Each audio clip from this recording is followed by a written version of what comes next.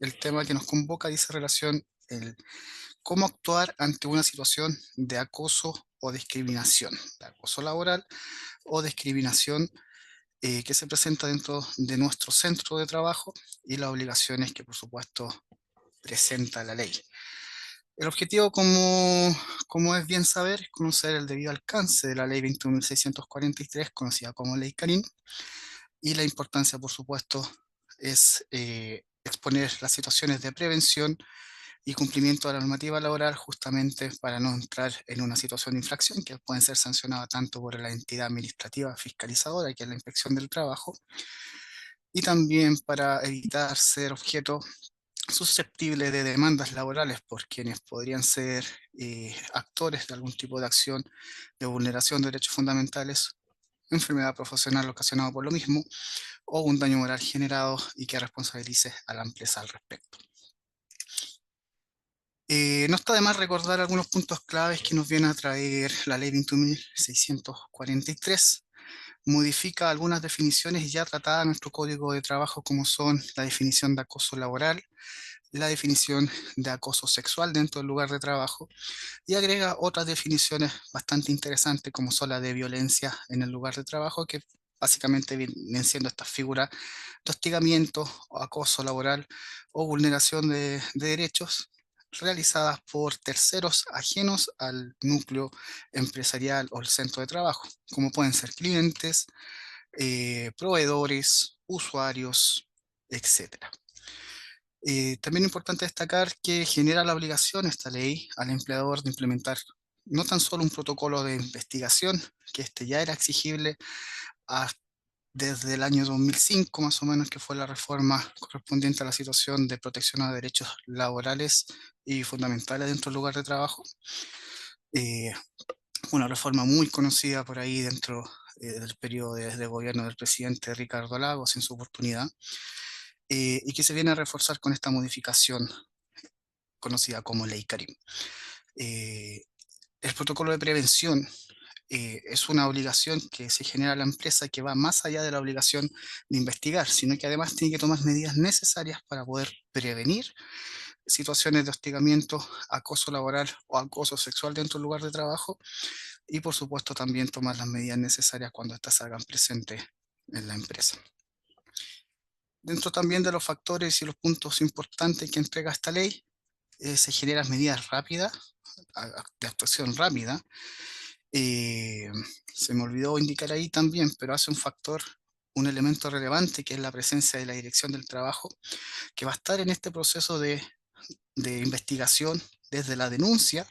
hasta el término del mismo proceso, cuando sean remitidos los antecedentes por obligación a la Inspección del Trabajo, cuestión que antes no era obligatorio. Hoy sí se hace exigible. Y por supuesto tener presente de que esta ley entra en vigencia y en plena vigencia el 1 de agosto del año en curso, y que afecta tanto al sector privado, público, como las Fuerzas Armadas de Chile. También brevemente hay que conocer algunas definiciones si vamos a hablar,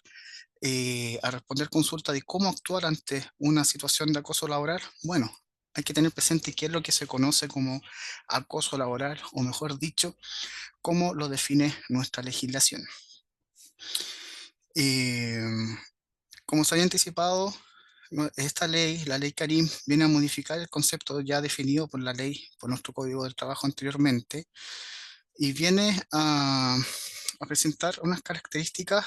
fundamentales que se indica dentro del listado que está abajo de la presentación, y que yo encuentro que es la más sustancial e importante, es que no va a ser necesario la exigencia de una reiteración constante del hecho para que sea considerado hostigamiento o acoso laboral. Basta que un solo hecho que reúna las características de la definición, vale decir que sea una situación generada por un trabajador, por más trabajadores, por una jefatura o, o por otro subordinado dentro de la empresa, y que afecte o menoscabe o genere un maltrato a la integridad física o psíquica del trabajador, para que sea considerado acoso laboral. Basta solamente con un solo hecho, que eso es importante, porque justamente hasta antes de la aplicación de esta ley, lo que se discutía mucho en tribunales era si la situación que se denuncia como acoso laboral se presentó una sola vez o bien se reunía el requisito de reiteración constante en el tiempo. Ese va a ser un ítem, un elemento que se deja fuera y por supuesto que viene a proteger aún más los derechos de los trabajadores que se ven vulnerados en esta situación y la facilidad también al acceso a la justicia cuando así lo requieren. Tener presente que no existe un catálogo de situaciones de acoso laboral, sin perjuicio que más adelante, a modo de ejemplo, vamos a presentar algunas situaciones que nunca está de más tenerlo presente, la forma de cómo detectar una situación de acoso laboral y aplicar los mecanismos de investigación que la ley mandata. En cuanto a la titularidad, hacer presente que el acoso laboral, o como ha sido desarrollado doctrinalmente, se hace presente tanto de manera vertical como horizontal, como ascendiente y descendiente, vale decir, que puede ser un acoso laboral o hostigamiento entre trabajadores de una jefatura a un trabajador o de un trabajador a una jefatura. Muy poco frecuente, pero se puede dar.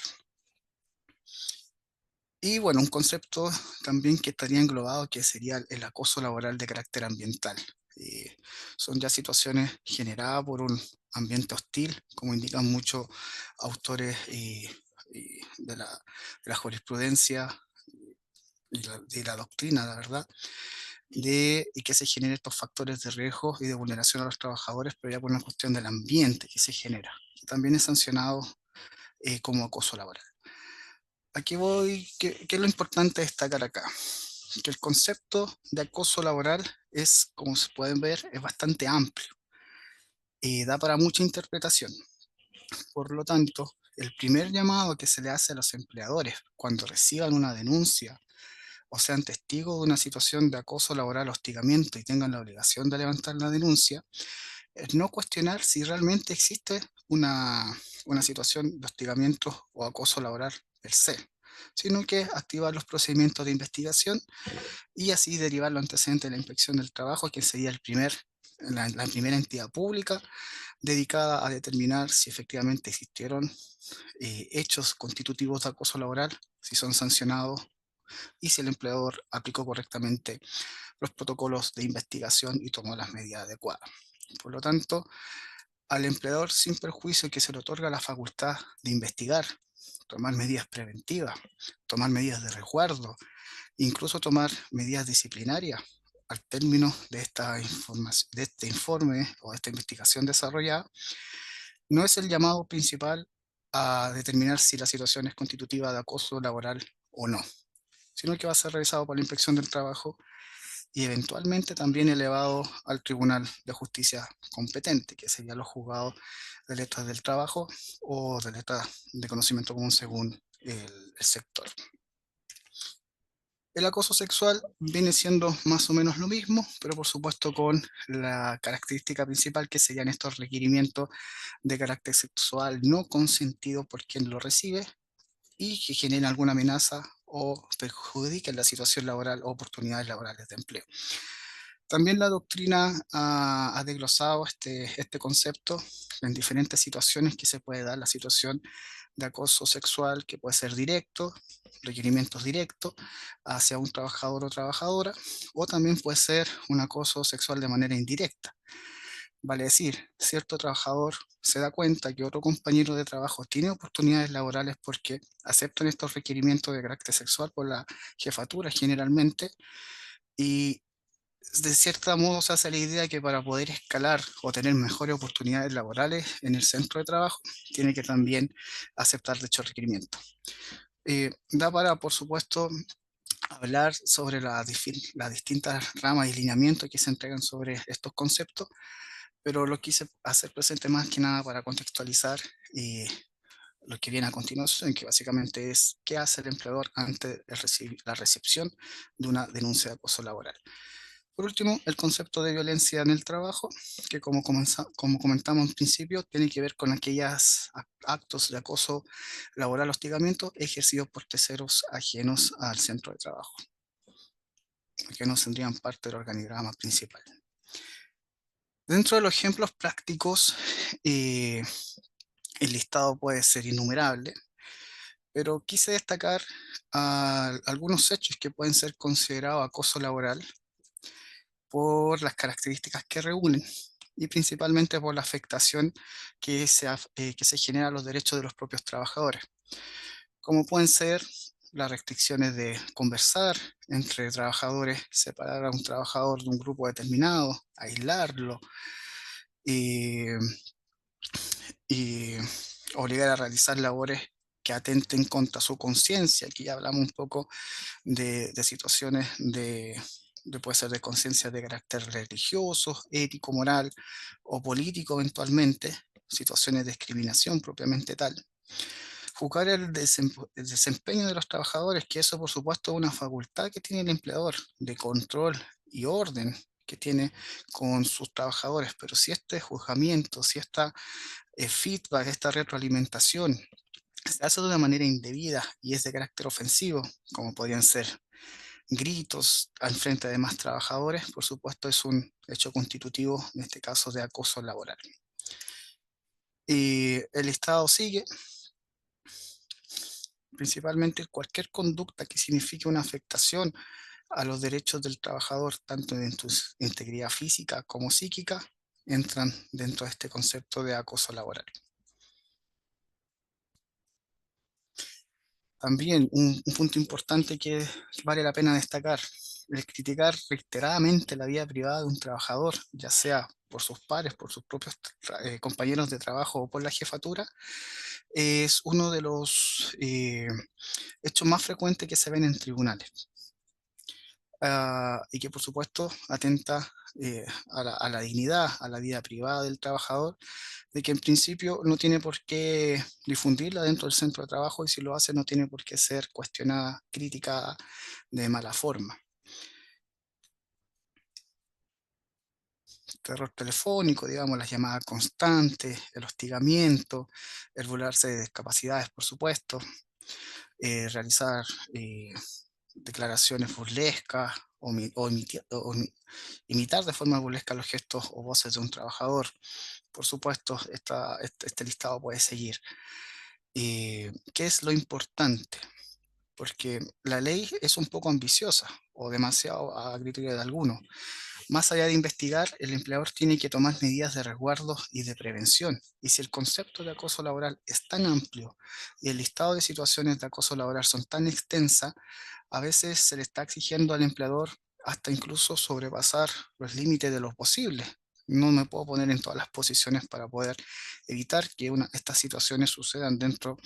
de mi centro de trabajo, sobre todo considerando el concepto de violencia en el trabajo, que ya es un tercero, un factor externo de la empresa que estaría realizando estos hechos constitutivos de acoso laboral. Por lo tanto, reiteramos lo mismo, el empleador o el consenso de quienes estudiamos esta ley es que el empleador no está llamado a determinar si existe acoso laboral o no. Está llamado a poder investigar, hacer algo, un llamado a acción, tomar medidas de resguardo, mejor prevenir que lamentar, se dice muchas veces, y en este caso sí aplica ese aforismo totalmente, porque si no se hace nada, la omisión, la inactividad es sancionada tanto por multa como por la inspección, impartidas por la inspección del trabajo, como por consecuencias judiciales, acciones propiamente tal que puede presentar el trabajador o incluso la misma inspección del trabajo, que podría presentar esto en virtud del artículo 486 del Código. Entonces, ante la presencia de estas situaciones de acoso laboral, ¿qué es lo que debe hacer el empleador? Todo esto aplicando, por supuesto, lo que las directrices que nos entrega la ley Karim y los reglamentos y dictámenes que han sido complementados tanto por la Inspección del Trabajo o la Dirección del Trabajo propiamente tal, o también algunos que han sido aportados por la Suceso o también algunos organismos administrativos de la ley 16.744 que viene a regular todo lo que es los accidentes de trabajo o accidentes dentro del lugar de trabajo. Lo primero, por supuesto, es revisar y aplicar el protocolo de investigación que ha implementado la empresa. Es un hecho, una obligación que todas las empresas, independientemente de su tamaño, del número de trabajadores que tengan contratados, deben tener un protocolo de investigación y de prevención del acoso laboral. Por lo tanto, ante la recepción de una denuncia, según obliga la nueva ley, hay que revisar ese protocolo. Ahora bien, si vamos desmenuzando cuáles son los puntos más importantes que debe contener ese protocolo y lo que en la práctica debe realizar el empleador, es, en primer lugar, por supuesto, recepcionar la denuncia. Cabe destacar que la denuncia puede ser tanto verbal como escrita. Eh, un punto importante también que viene a criticar el proceso de investigación anterior que existía antes de esta ley, es que simplemente se destacaban las denuncias escritas. Y si no existía una denuncia por escrito presentada al empleador, la denuncia nunca existió. Aquí no. La denuncia verbal se tiene que recepcionar, levantar un acta de la denuncia propiamente tal e iniciar los procedimientos de investigación que llama la ley. Eh, Importante también respecto a la denuncia, asimismo como el empleador no está obligado a determinar finalmente o ser el último, el indicado en decretar si existe un acoso laboral o no, tampoco está cuestionado, está llamado a cuestionar la denuncia que se presenta. Si por algún motivo el empleador considera, y así lo ha aclarado la Inspección del Trabajo con el reglamento que, que fue publicado hace un par de semanas atrás, considera el empleador que la denuncia no tiene mucho fundamento, es confusa, no es objetiva, no es clara, el empleador tiene que hacer un llamado a quien denuncia y darle una segunda oportunidad para poder explicar de mejor manera el hecho que está denunciando, pero por ningún motivo puede negar la recepción de la denuncia o lisianamente indicar de que no considera que es una situación de acoso laboral. Vale decir, se le da la oportunidad de que el trabajador pueda, por supuesto, complementar esa denuncia. Habiendo recepcionado la denuncia, y esto es importante, eh, el empleador tiene que informar al trabajador que tiene dos alternativas. O puede aplicar el protocolo de investigación interno, que ya debería ser conocido por los trabajadores, habiendo reglamento interno de orden, higiene y seguridad o no, porque sabemos que esa obligación son para las empresas que tienen 10 o más trabajadores, pero de todas maneras, si no tienen el reglamento, se tiene que redactar y implementar este proceso de investigación e informar a los trabajadores. O bien puede optar directamente por denunciar ante la Inspección del Trabajo y que ellos realicen los procedimientos administrativos de investigación. Eso no es obligación y esa indicación debe constar también por escrito para dar cuenta de su cumplimiento, así como también constar por escrito la decisión que haya tomado el trabajador. O sigo por la línea interna que presenta la propia empresa, o bien voy directamente a la Inspección del Trabajo para que investigue. Eh, Esta información se aplica siempre y cuando la denuncia no haya sido dirigida en contra de aquellas personas que indica el artículo 4 del Código del Trabajo, que serían aquellos que tendrían facultades de representación del empleador, donde encontramos a gerentes, representantes legales, cargos de alta jefatura o aquellos que realicen alguna gestión de control y dirección dentro de la empresa. Si la denuncia de acoso laboral, acoso sexual, es dirigida a este tipo de personas dentro del organigrama de la empresa, necesariamente la investigación la tiene que hacer la Inspección del Trabajo. Aquí no se aplica el protocolo interno. Que por lo demás, por regla general y en virtud de lo que se ve comúnmente en tribunales, es la mayoría de los casos. Eh, Generalmente la aplicación del proceso interno de investigación se va a llevar siempre cuando existan situaciones de hostigamiento laboral entre trabajadores, entre pares, digamos, dentro del organigrama de la empresa. Siempre que esté una jefatura de alto rango o un gerente, por supuesto, todo va a ser derivado directamente a la Inspección del Trabajo. Luego, el empleador tiene la obligación de tomar medidas de resguardo. Se indicaron dos ahí como ejemplo: la separación de los espacios físicos de los trabajadores, por supuesto, para despejar este factor de riesgo que vendría siendo la vulneración o el factor de acoso laboral que se genera, y aplicar quizá atenciones psicológicas eh, para poder también desde ya, como medida reparatoria del trabajador una asistencia, digamos, para poder llevar el proceso. Se debe tomar estas medidas de resguardo sí o sí, tiene que estar contemplada dentro, en este caso, tanto en el protocolo de prevención como de investigación. Luego se debe designar a la persona que está al cargo de la investigación. La forma de designación tiene que estar dentro del protocolo también que tenga implementado la empresa. Y lo importante es que esta investigación no puede durar más de 30 días. En estos casos son días hábiles normales. Y luego se debe informar a la inspección del trabajo. Aquí, desde ya, como se indicó anteriormente, la inspección del trabajo se hace presente desde el inicio de la investigación, de que dentro del tercer día, desde que se inicia la investigación, el empleador siempre debe informar a la inspección de que se ha iniciado un proceso de investigación, adjuntando la denuncia y las primeras resoluciones que emita el empleador o quien esté encargado de dicha investigación. Finalmente, se entregan las conclusiones dentro de este plazo máximo de 30 días, tomar las medidas disciplinarias o reparatorias que se estimen convenientes y que sean aconsejadas por quien realice la investigación. Estas medidas se deben implementar dentro del plazo máximo de 15 días de determinada la investigación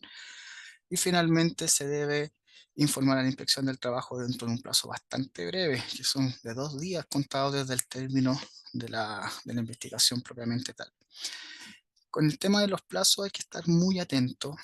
porque la inspección del trabajo multa mucho por no cumplimiento, tanto al fondo como en la forma de estos procesos,